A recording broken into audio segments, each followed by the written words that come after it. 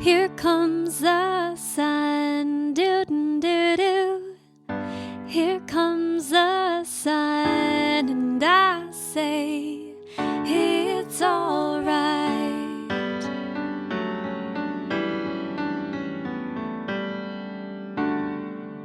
Hello and welcome back to Fortitude. I am your host, Heather Kittleson, and I have Amos, my wonderful husband, here to my left.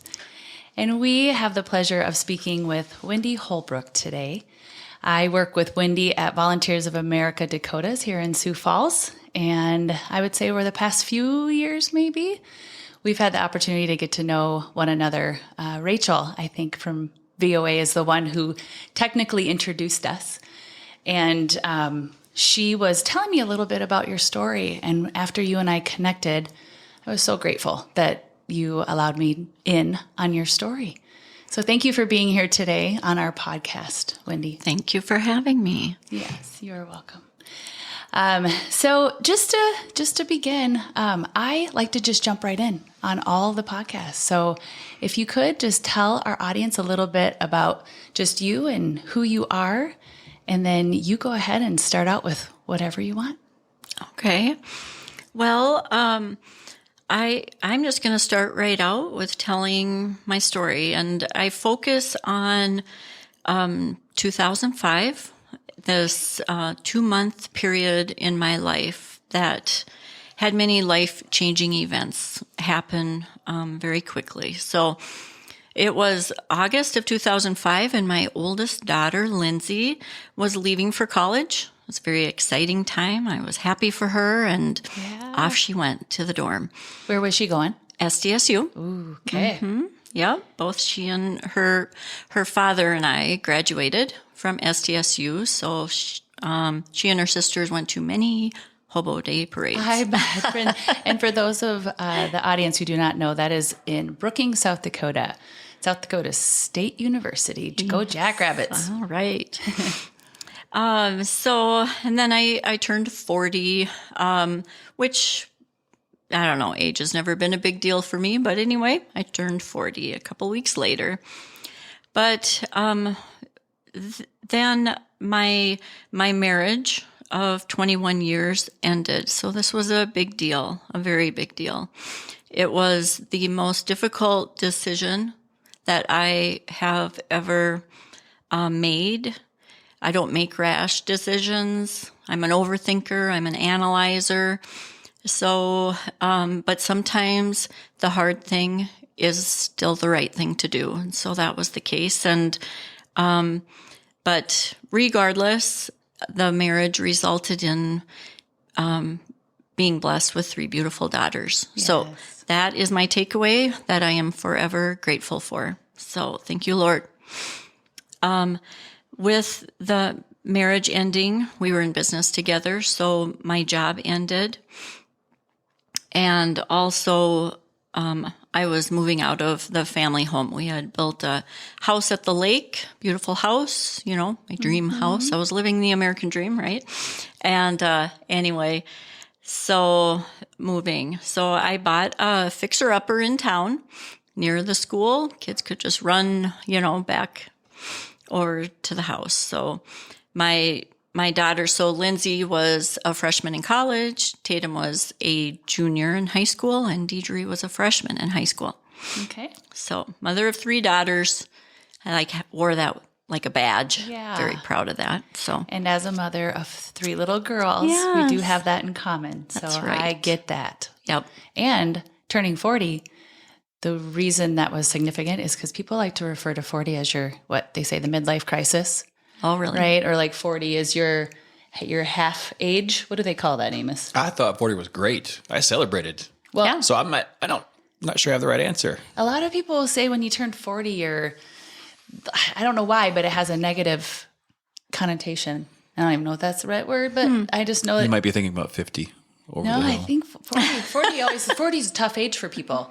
And for me, that was when I turned 40 and all my stuff happened too. Uh-huh. So when I saw that, when we were talking, you said I turned 40 and everything seemed to be going great. And then just some things just started happening. And it was I had just turned 40 in October, and then December was mine. So we have that in common as well. Right. So you, 21 years, Yep. divorce and move out of your home that you built. And now you're living with your 3 little girls, or your 3 girls, you guys are starting a new life. That was the plan. Yeah. And so I was still living out at the lake because I had 45 days. So I bought the fixer-upper, but could totally envision it. I'm a visionary. I could imagine See it all. remodeling and all of that, what the house needed. So Okay.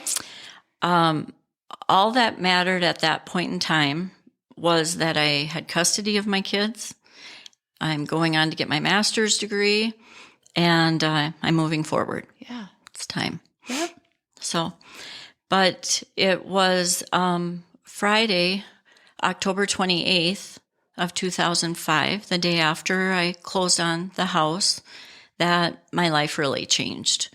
And that was when, my voice, I just felt it shake, and that's okay.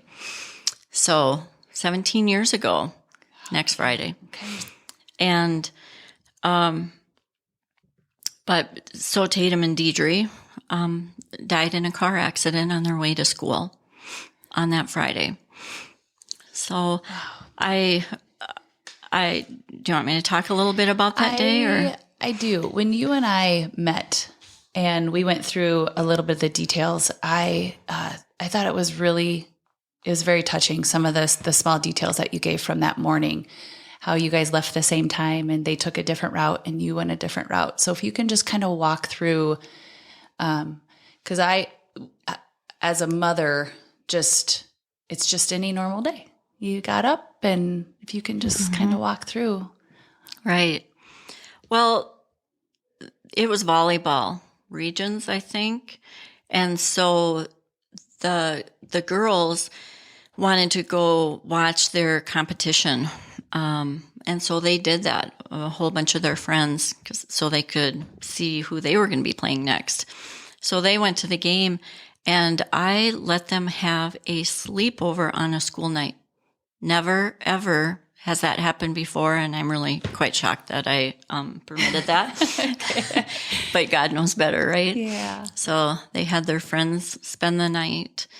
But everyone got up for school, and just like normal, and all the friends left, and Tatum and Deidre were there and getting ready for school. And they left just before me. And then I went into town. I took the oil road into town. I was meeting a contractor at the new house. I had the plans already, and so I met the ambulance on my way into town and pulled over like you do. And I got into town, and the fire sirens were going off, and I just drove over to the house, and the contractor was there, and the electrician wasn't coming. And well, of course, he's a volunteer fireman. And so I was talking to the contractor, and then the fire whistle went off a second time as I was waiting. And Kenny said, I hate it when that happens at this time of the morning when kids are driving to school. I remember him saying that. And so I just waited around there for a while.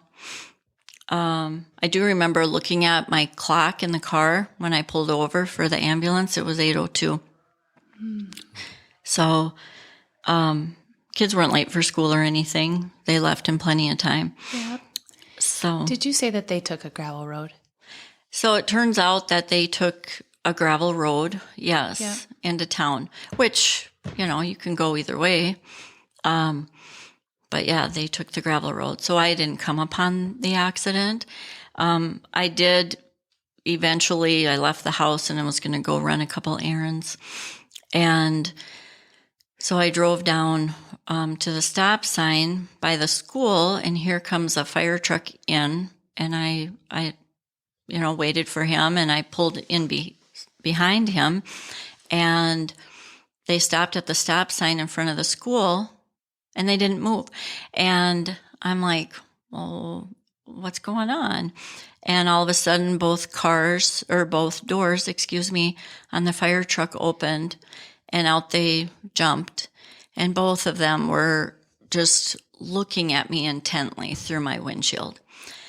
And I think rolled my window down and said, what's going on? What's up? And all I heard were words like accident, helicopter, it's too late.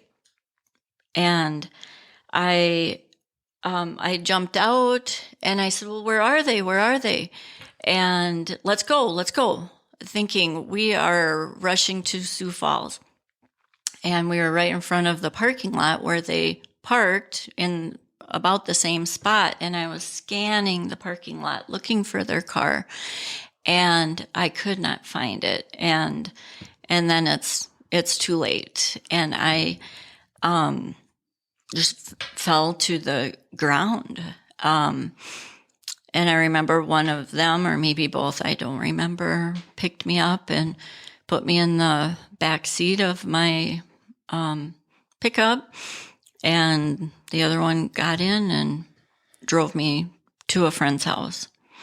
So there were a couple other friends that just showed up there. I mean, I'm not sure how that all happened, but they were there on the street. So, Wendy, when they said it's too late and then took you to a friend's house versus taking you to the scene or taking you to the helicopter or just getting, like, how, when they said it was too late, what was the accident? Well, can you explain that? Sure. Yeah. So they took a gravel road, and there, it's morning. The sunshine is coming. It was a beautiful October morning. There's a shelter belt there. No stop signs. There was a yield sign. So my daughter Tatum was driving. She's 16. They didn't have cell phones. I mean, back then they did have cell phones, but they were not permitted in school. So they were always left at home. It was a different world. Yeah. And, but so she did go through a yield sign, and a large pickup, hit them on the side. So a helicopter did come and land, but they never did get on the helicopter. So it was on impact. Yes. Yep. Okay. And actually T-boned. So go and hit straight on by T-bone. Hit on Tatum's side. Okay. Mm-hmm. Yep. So yes, that's when they took me then to a friend of mine who had a daycare. And I remember her coming out holding a baby, and I remember laying in her yard, just yelling and screaming, and someone carried me into the house, and where people started arriving there then. A lot of my friends were coming, a lot of the firemen who were also our friends. Yeah. Because they have kids in my kids' grade. And so you have the small town is Viborg. Yeah, 800 people. Yeah, 800 people. And so in a small community, you just think about how quickly that whole town probably shut down that morning. Because not only, just the ripple effect of people that were affected that day, teachers, coaches, all the friends and you and just your ex-husband, just everybody was affected. It just, so for people to wrap their arms or just come to you and just wrap their arms around you, I find that to be such a special thing for a community. Yep. Because we've had tragedy in our little small town too. And when it happens, the whole town will rally, that's why I love being a part of small town. But definitely. Yeah. Yep. So next steps, what happened? Driving to Brookings then to tell Lindsay. So going to her dorm, and she sees Mom and Dad walking down her hallway, which we hadn't seen each other for, I don't know, 14 months. And so anyway, so telling her, and today's world, she would have found out before we got there, but she didn't. So we told her, and then we came back. So okay. Did Lindsay? The mourning process would definitely be different for the sister. And what? How is she? How have things been for her? Right. Well, Lindsay, the oldest child, and well, she was a wonderful oldest sister. Okay. And Lindsay's always been very driven and intentional in her life. And she completed college in 3.5 years, and I'm like, honey, you have a scholarship. Just go another semester. Right. Yeah. Even, the thought of, usually it takes for the mourning process of losing someone you loved is like, everyone's process is different, but a full 1.5 years to even comprehend life right? So she did that at college and still graduated early. Yeah. She went back to college, and I'm in the social services field, so going to counseling, that is just a natural to me. So I said, you need to be in a counselor up there. And then, poor thing, I had her go into a counselor in Sioux Falls too.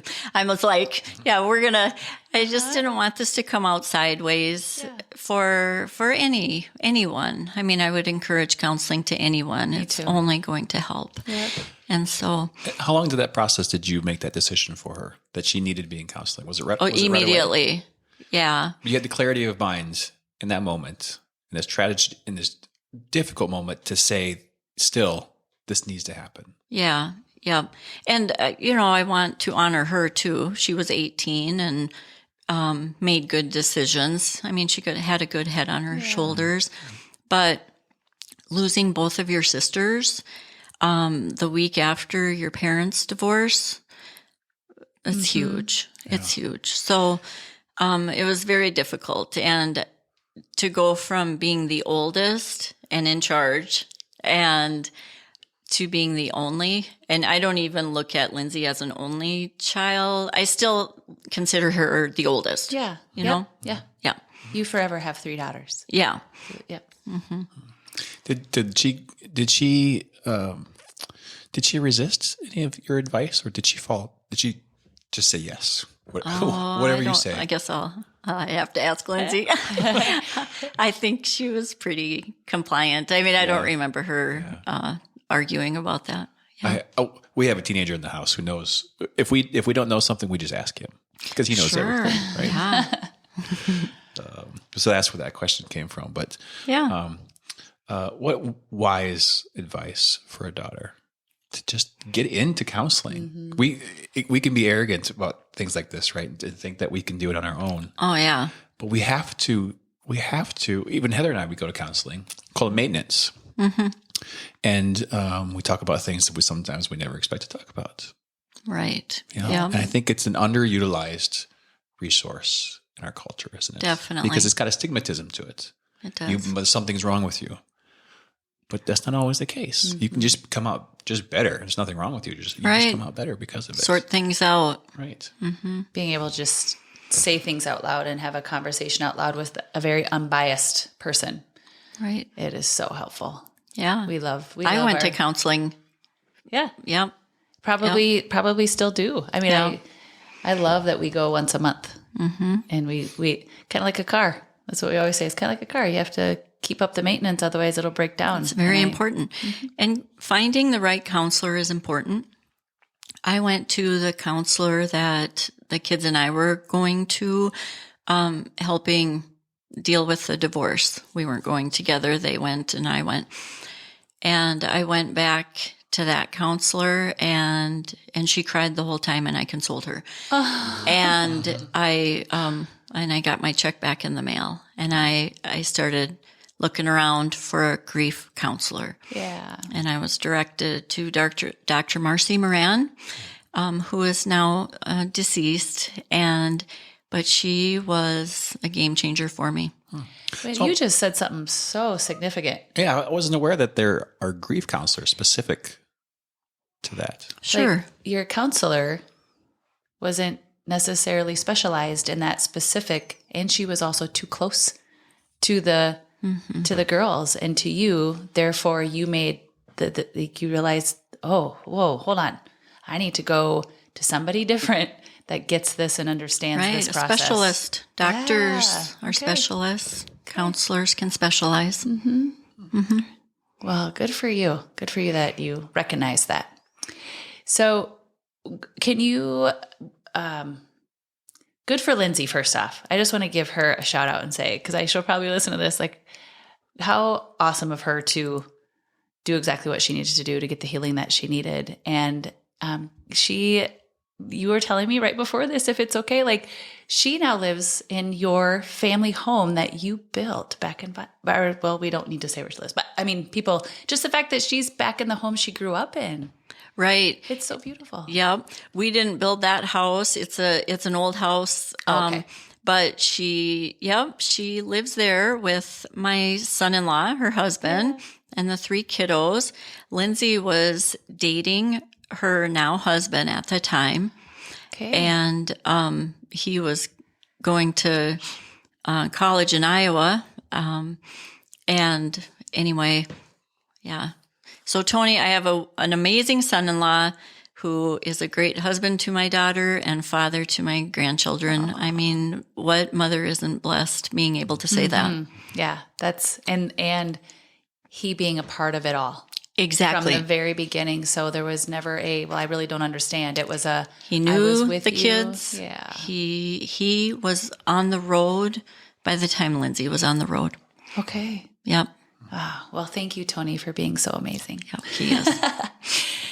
So I know you have we have so much to talk about, but thank you for sharing the intimate details in that with your daughters.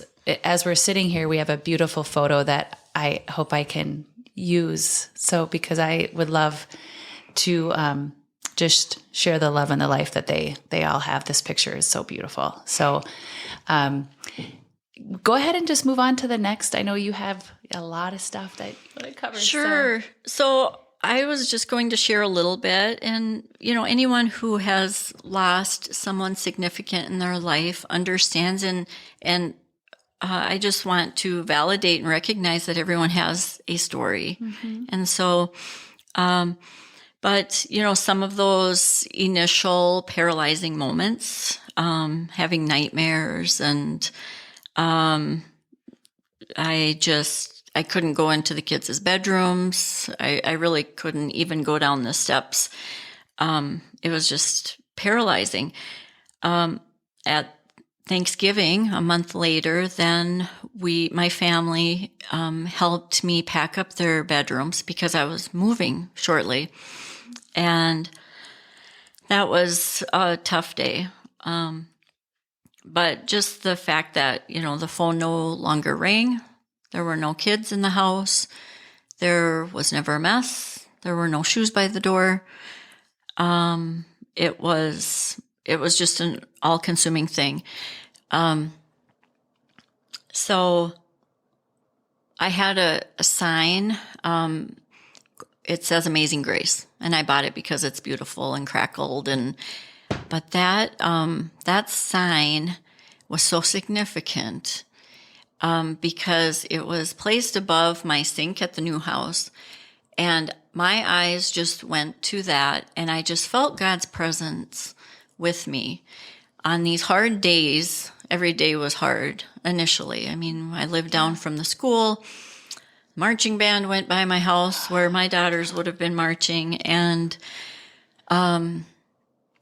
it was just a hard time. But I made the decision early on that I was not going to allow a day to be called bad. There were going to be bad moments in a day, but I wasn't going to let a whole day be bad. And there were some pivotal moments too. And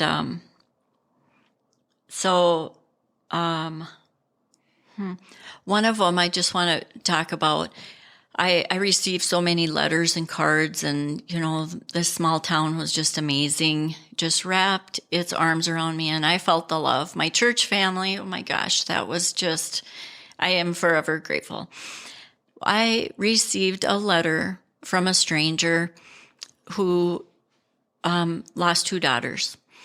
And one day when I thought, I am not going to make it through this, I searched through those hundreds and hundreds of letters looking, because she put her phone number in there.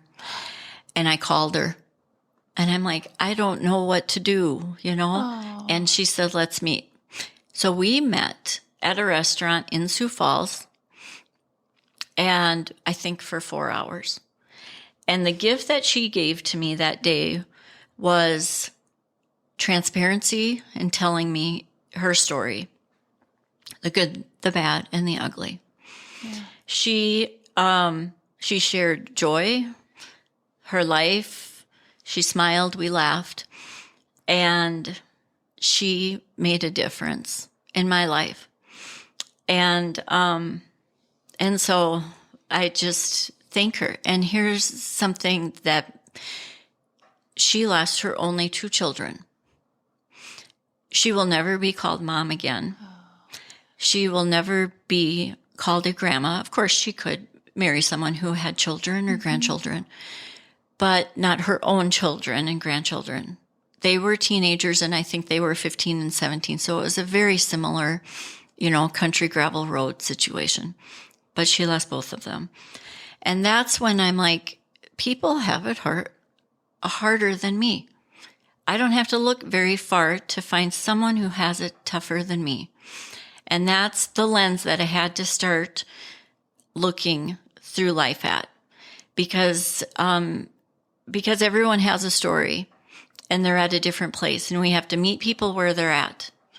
And so that's when I started noticing. Well, I got the newspaper and I read it every day. It's kind of a joke in my family because I read the obituaries. And there were all of these teenagers, many car accidents. And my heart just went out to those parents, even though I was newly bereaved, but I wasn't as new as them. My pain wasn't quite as sharp as that disbelief that you have those first days and weeks and months. And I started calling them, or mostly writing to them, like a couple weeks to a month later, when people start getting back into their lives. And there I sat saying, how could you go back into a life when of course, I wasn't working. I didn't have a job because I was unemployed at the time, and which maybe is a blessing in disguise right now. But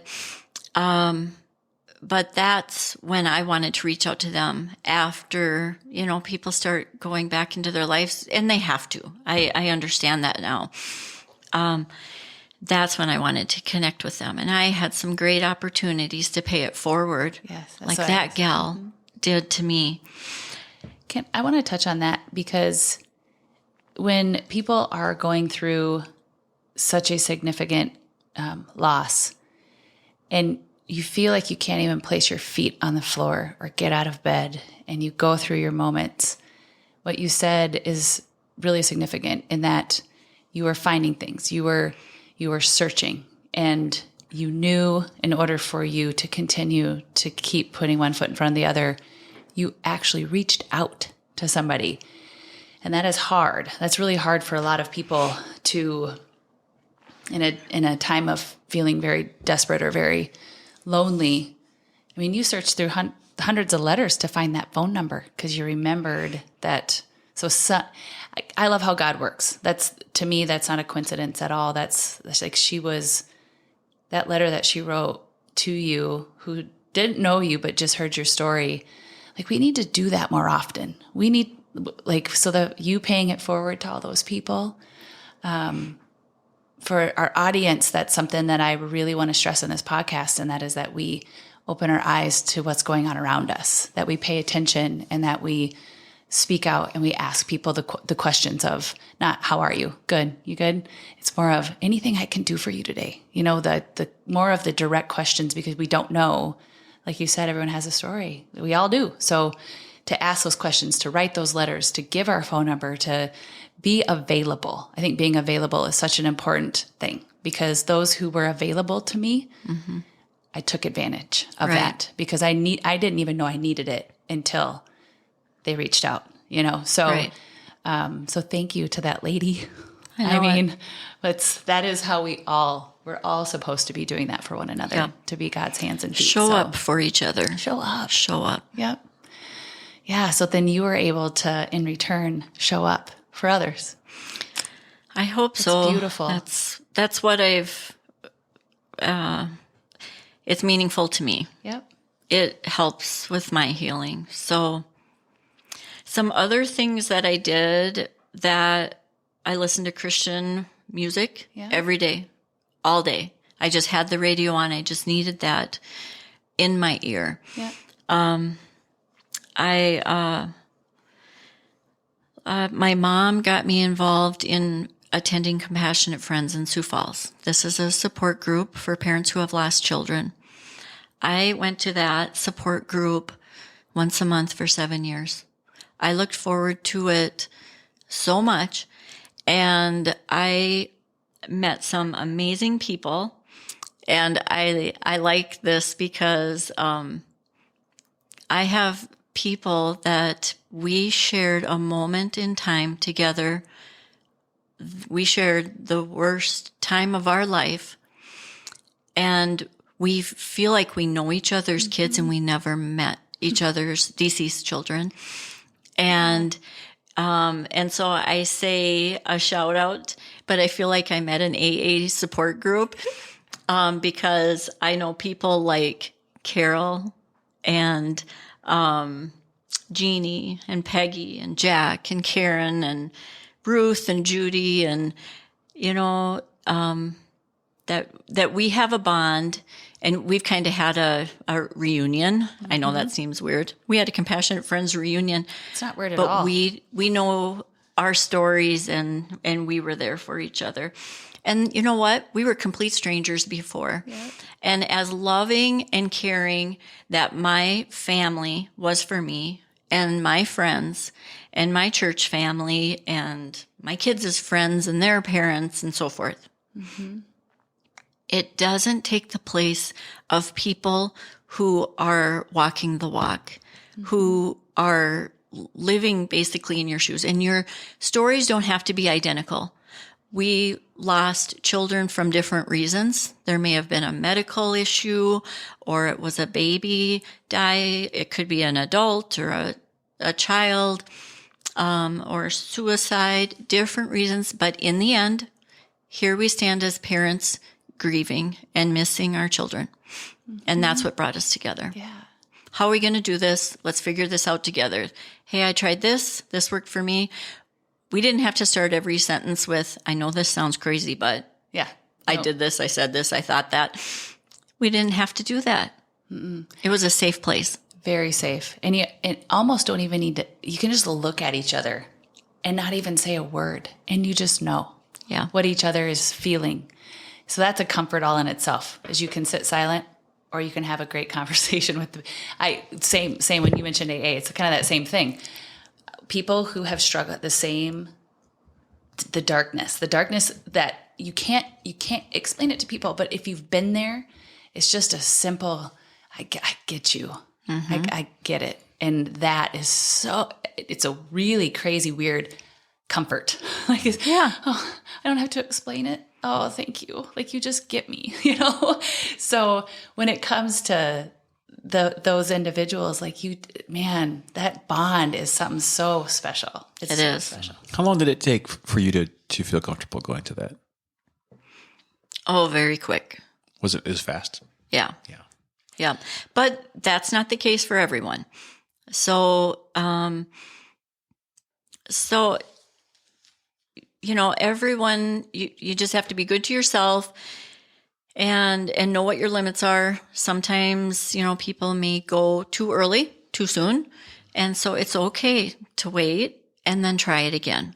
So just because that worked for me, that doesn't mean it's going to work for the next person. Yep. So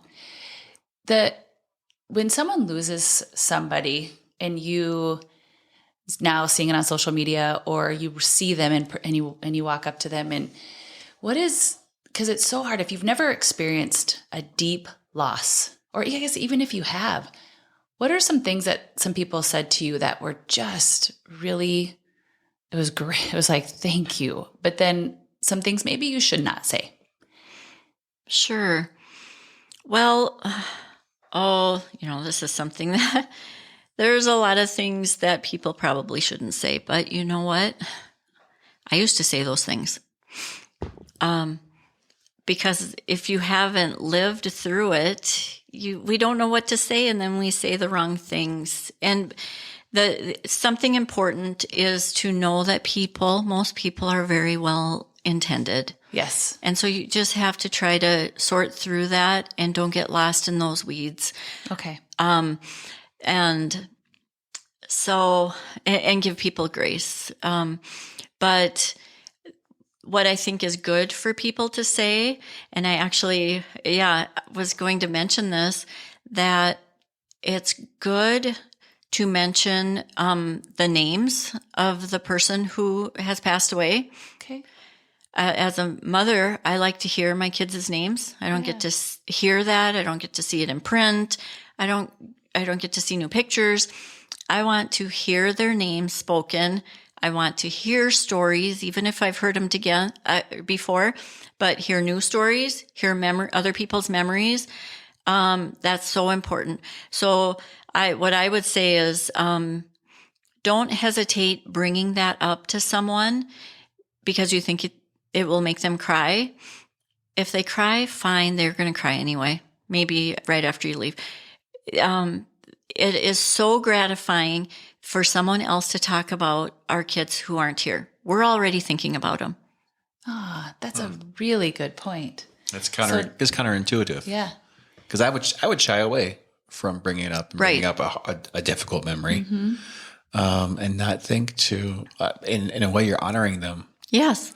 I love how you said, because you're already thinking about them. So by bringing them up, it's not like you're bringing up a sad memory, because the memory is forever. It's there in the good memories of your beautiful girls. So mention the names, talk about them, tell you stories. Yeah. Yeah. Okay. That's really good feedback. Yeah.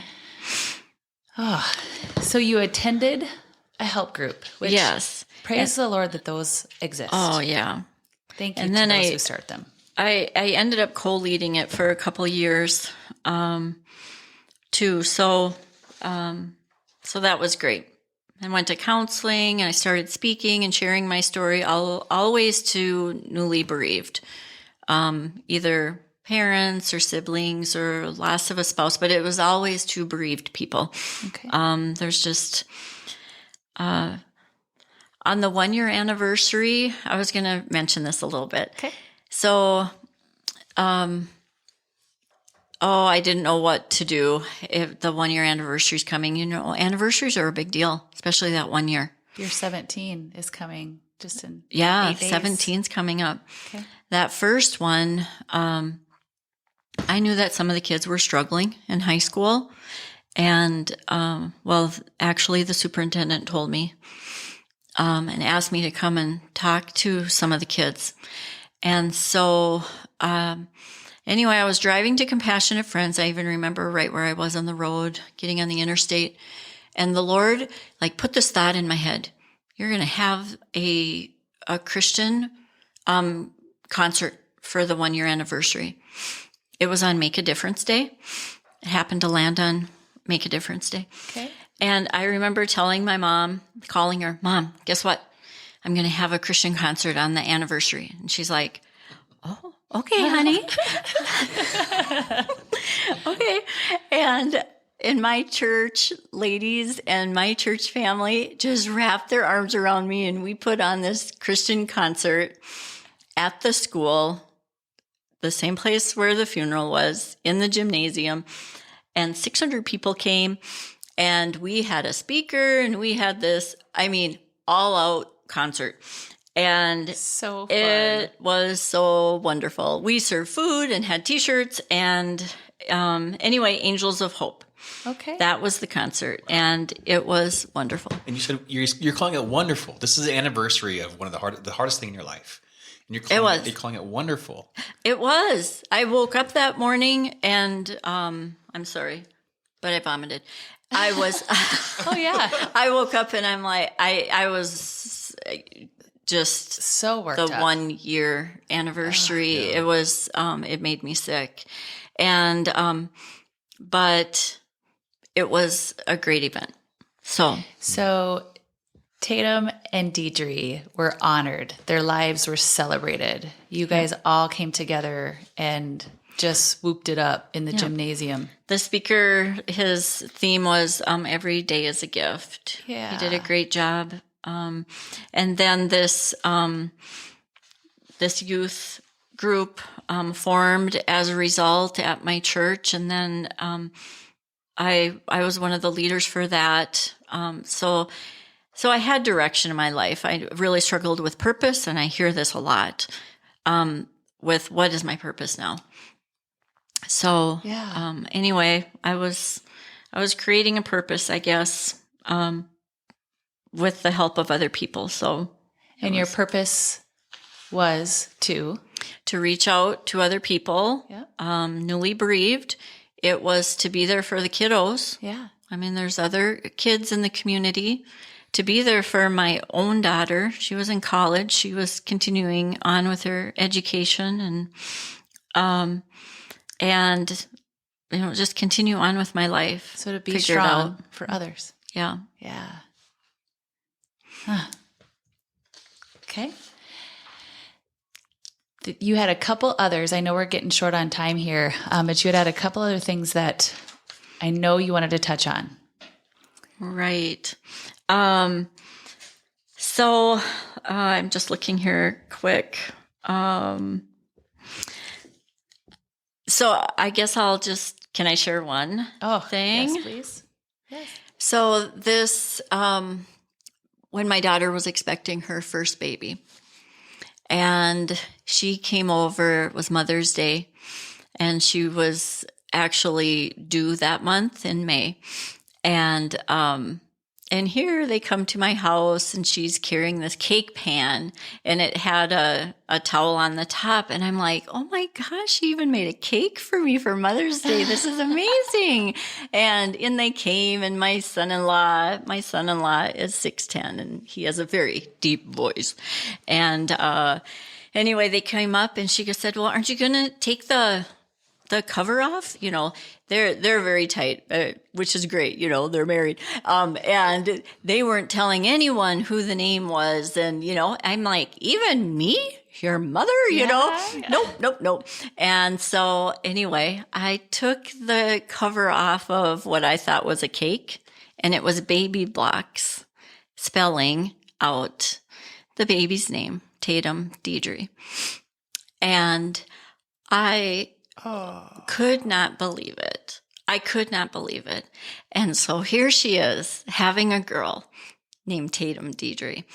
And I just cried and cried. I sobbed and sobbed on my daughter's shoulder. And my son-in-law, in his deep voice, said, "Is it okay, Wendy?" Yeah. And my daughter just said, "Yes, it's okay." Yeah. Oh. So you get to say their names a lot. Yeah, not the middle name too much. Okay. I save that for her parents, when they get in trouble. When you use the middle name.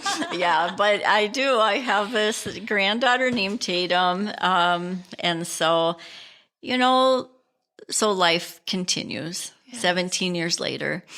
I wanted to add too that I'm married 8 years to this wonderful Christ-centered man. Yes. And am blessed with 3 grandchildren, 2 grandsons. 2 grands. As well. So, And what are their names? Briggs and Burke. Briggs and Burke. Yes. And they live close by you, so you get They to see do. them. So we get to see each other, and that's wonderful. Fills my life with joy. Yes, it does. The grandma state is pretty special. It is. We every night we pray over our kids. Amos does. Amos, you pray often and give us lots and lots of grandbabies. This is true. Wendy, thank you for sharing your story. And not only just today, but you have shared it multiple times. And I know now living it where the more I share my story, the more healing that I am finding in telling the story, and honoring those around me that have helped me through it. I could not have there's no way personally that I believe I could be here today if it wasn't for Christ and my relationship, my foundation with Christ. And I've heard you say that multiple times today, just that you really leaned in to that and your sign, Amazing Grace, above your sink, and just all the different things. And so the community of faith, if those who are listening do not know Christ, I would highly recommend that finding somebody who does, that can speak into your life about that, is so important. Because Christ is all love and joy and peace and all the things that continue every single day for us, right? To pay it forward and to push forward. One thing that I'm going to start doing with my guests is asking a question as to how we can better serve you.